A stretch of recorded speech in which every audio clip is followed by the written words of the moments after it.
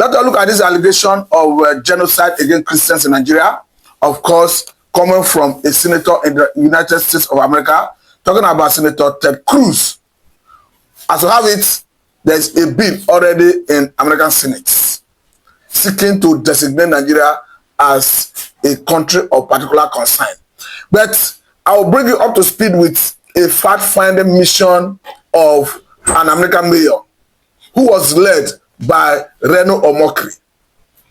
You will hear from him directly. But let me quickly tell you that Nigerian government have made so many moves to counter that allegation. Because we have had a situation where, of course, the Senate have set up a committee to investigate it. We probably had a situation where the rep has spoken about it. And as we have it, for what we have on Punch, is saying that Nigerian genocide allegation, federal government opens diplomatic talks with US. I'll shortly bring you the fact-finding mission of the American mayor, like I told you, that was led by Reno Omokri. But let us look at the details of what the Punch is saying here. He said the federal government has said it has opened conversation with United States government over allegation of state-backed Christian genocide. Sunday Point gathered that the Ministry of Foreign Affairs reached out to the US and rejected the claim made by some lawmakers. On September 11, Republican Senator from Texas, Ted Cruz, introduced a bill in the US Senate titled Nigerian Religious Freedom Accountability Act of 2025. He goes further to say that the legislation seeks to restore Nigeria's status as a country of particular concern under the International Religious Freedom Act and to impose accountability measures on government officials. I'll stop there for now, but let me quickly go further to tell you that the reason Nigerian government is very serious about it is because the some senators, apart from this Ted Cruz, have actually weighed into. Because if you go further into that conversation, they say why the bill had yet to be assigned to any U.S. Senate committee for deliberation. A group of 5 Republican senators led by Senator Ted Bob sent a joint letter to the U.S. Secretary of State, Marco Rubio, on September 12, throwing their weight behind Cruz's proposal and urging the U.S. government to redesignate Nigeria as a CPC. But I will allow you to watch and listen to the American mayor who was here in Nigeria, who actually visited so many places in Nigeria. I wouldn't want to preempt what his findings are. I wanted to hear directly from him and make a sense of what he has said.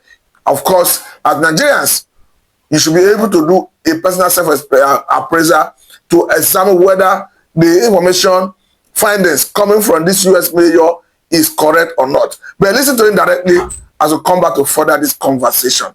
It's addressed to journalists, international observers, human rights bodies, and policymakers in the United States and abroad. We've traveled to cities, villages, and remote encampments from Bokos, Jos, and Gwoza to Abuja, Lagos, Port Harcourt, Bakuma, Makoko. Been all over in these last 6 years. I've interviewed governors, cabinet ministers, traditional rulers, 2 former presidents of high standing, and others. I've met orphans whose parents were hacked to death. I've helped them. I've built schools in internally displaced persons, IDP camps, and documented over 80 hours of filmed testimony and evidence at great personal risk, soon to be released on our documentary film, Me and Miss Hantu. My findings carry the weight of direct personal experience. Nigeria in 2010, a nation at peace. In 2010, Nigeria was a beacon of rising prosperity and religious tolerance, often cited as the only country where radical Islam was being pushed back. Attacks were rare and sparked national outrage. Recognized IDPs were effectively zero, with only minimal displacement from localized communal conflicts. A stark contrast to the crisis that followed, marked by a 1,200% surge in IDPs the very next year, 2011, due to Boko Haram's escalation. The prior absence of displacement crisis is both verifiable and damning, because today there's not a accurate count, because I know we have schools and camps that the governments of the world, including Nigerian government, deny exist. So the quoted figures of 3 to 4 million internally displaced people is clearly low, and I've heard numbers as many as, in fact, the first time we talked, you said 9 million. What has changed since then? By 2014, Nigeria's stability was shattered. Foreign meddling, including U.S. involvement, played a pivotal role in the 2015 election, enabling regime change that emboldened actors who ignored or enabled extremist violence. High-placed eyewitness testimony confirms this interference, with firms like Cambridge Analytica further skewing the political landscape. Radical jihadist elements fueled by foreign fighters from Libya and Sahel post-2011 Arab Spring, many who say it were invited, not invaded at that stage, flooded into Nigeria, amplifying Boko Haram and ISWAP. Today, over 4 million Nigerians are displaced, a very conservative estimate. That's based on, in part on my work in hidden camps, and officials who label these IDPs officially as criminals or vagrants. I'm going to pause there for 1 second to make this point, because it's very clear that Nigerians understand this. We did a groundbreaking for a school at an IDP camp 2 years ago, and several journalists came and wrote articles about it. And my remarks were, and the whole purpose of this, what we do is we build camps in schools in IDP camps. And that was the whole purpose of this. The news report said that we build schools in rural communities. Took out the whole idea of IDPs. If reality, if truth is the only way for unity, and truth is the only thing sustainable, the Nigerian media, at least the ones in my experience, I don't know where they get off changing my words to sterilize it. But if you work for a paper and you're guilty of that, you're not a journalist, you're a propagandist, and it's for shame. Your job is to speak the truth. Nigeria cannot heal, it cannot advance, it cannot succeed if the people of this country rely on your words to understand the truth and you're lying to them. Sorry, we got a little bit off track, but that's reality, okay? This is too important. Don't change my words.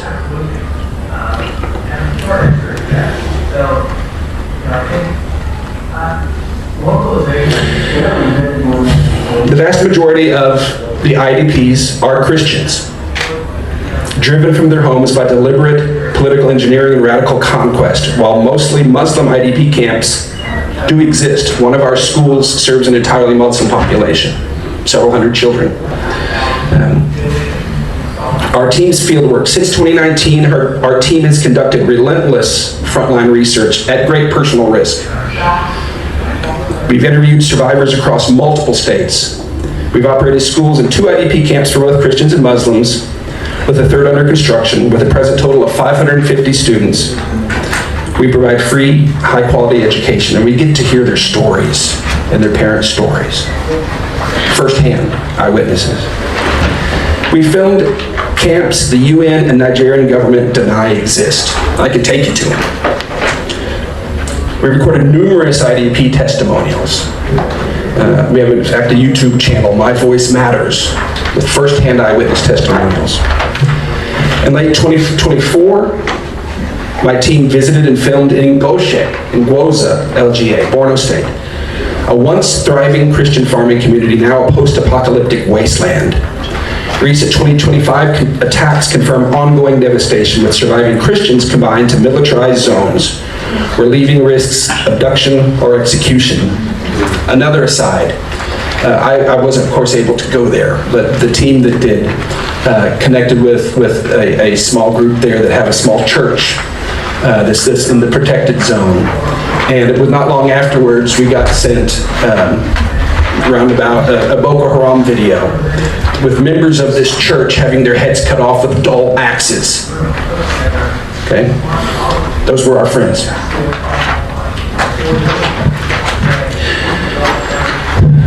Our first-hand proof exposes a reality ignored by officials. Many people of Gwoza have been refugees in Cameroon for over a decade, abandoned by Nigeria, while those who return languish in the FCT, their homelands occupied by Boko Haram as the seat of its caliphate for years now.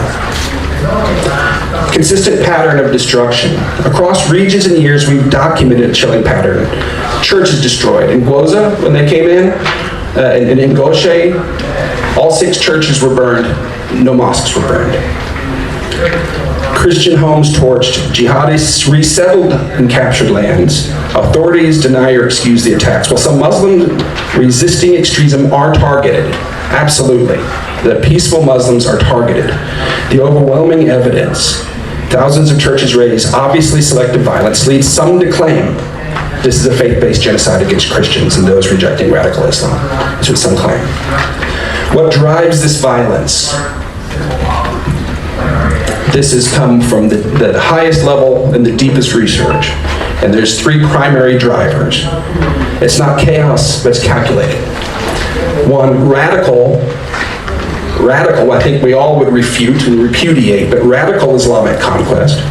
Armed groups bolstered by foreign fighters from Libya, Sahel, post-Arab Spring, seek to impose extremist ideology with local enablers and political protection described by eyewitnesses as jihad by occupation.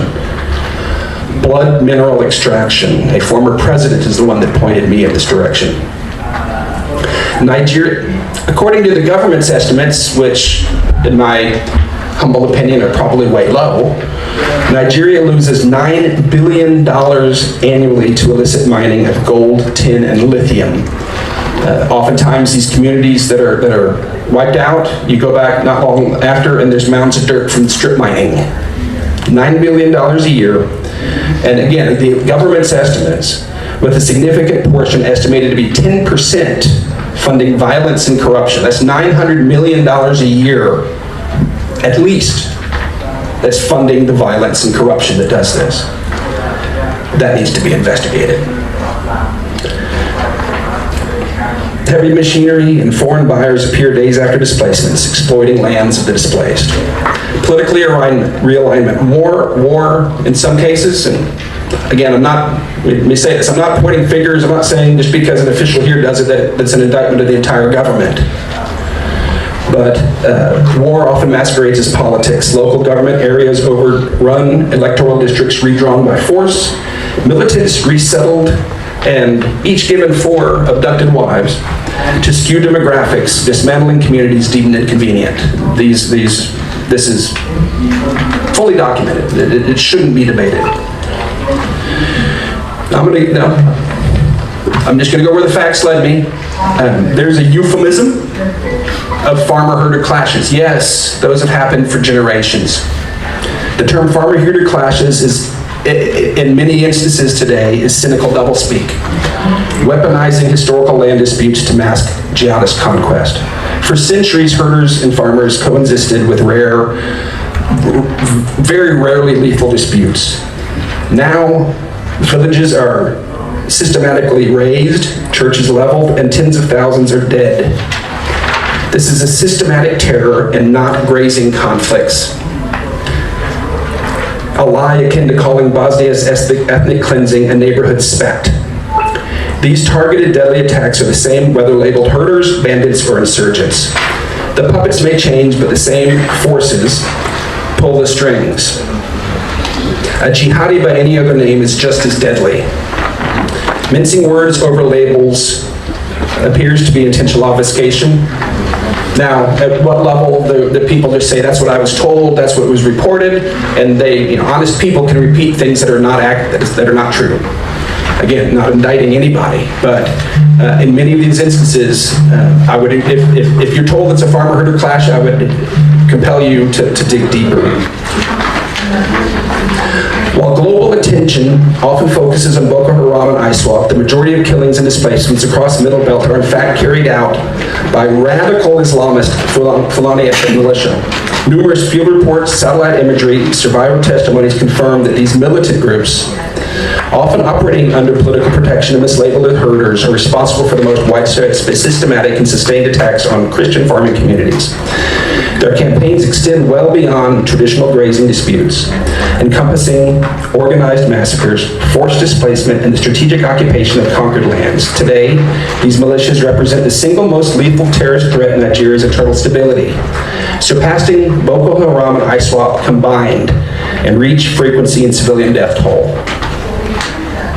The crime of obfuscation. I've personally seen ongoing efforts by officials and their loyal media to bury the truth, sanitizing massacres as conflict, labeling displaced survivors, vagrants, and criminals, refusing to name perpetrators. This is not confusion, it is complicity. To play semantic games while people die is beyond obscene. There can be no solution while leaders play word games to hide the truth. And again, I'm not saying that everybody that repeats these things are doing it intentionally whatsoever, but at some level, there is a lot of manipulation taking place to hide the truth. So let's get to the conclusion, because this is where it's important, because there is a legal definition of genocide. That's the question here. And it's not a vague thing. You don't want it to be or not to be. And I did not start with my conclusion. I started with the evidence. Per Article 2 of the UN Convention on the Prevention and Punishment of the Crime of Genocide in 1948, genocide includes acts committed with intent to destroy, in whole or in part, a national, ethnic, racial, or religious group. It includes killing members of the group, causing seriously bodily or mental harm, inflicting conditions to bring about physical destruction, preventing births within the group, forcibly transferring children to another group. This is the legal, international, understanding definition of genocide. The evidence is undeniable. Targeted killings, mass displacement, destruction of homes and churches, denial of aid, and erasure of Christian identity. My conclusion, my formal findings, an objective expert and eyewitness, a longtime lover and traveler throughout Nigeria with access at the highest levels, based on more than 5 years of investigation, field interviews, first-hand documentation, and deep consultation with top scholars, statesmen, and legal experts, and I'm happy to introduce you to all of that.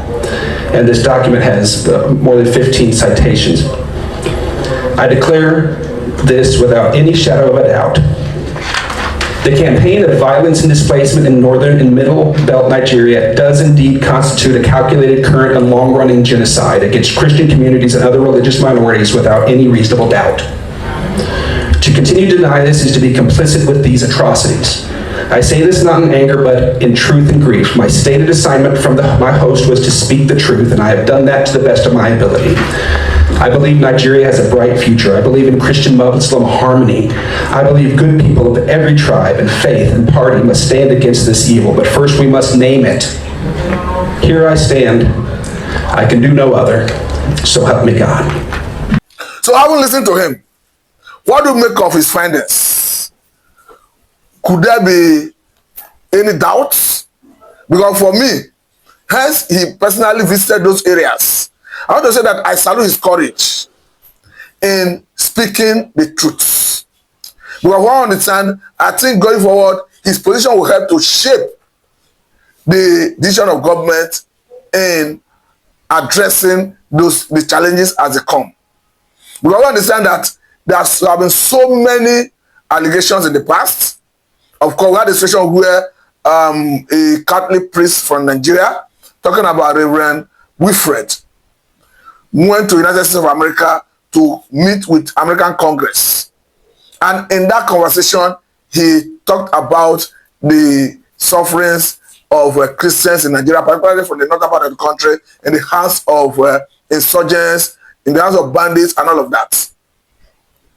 But to have it, I think what is paramount is the protection of lives and properties of Nigerians, whether they are Christians, whether they are Muslims, whether they are idol worshippers.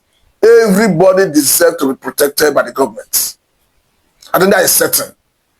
Because the government have a responsibility to protect lives and property. It is irrespective of one's faith.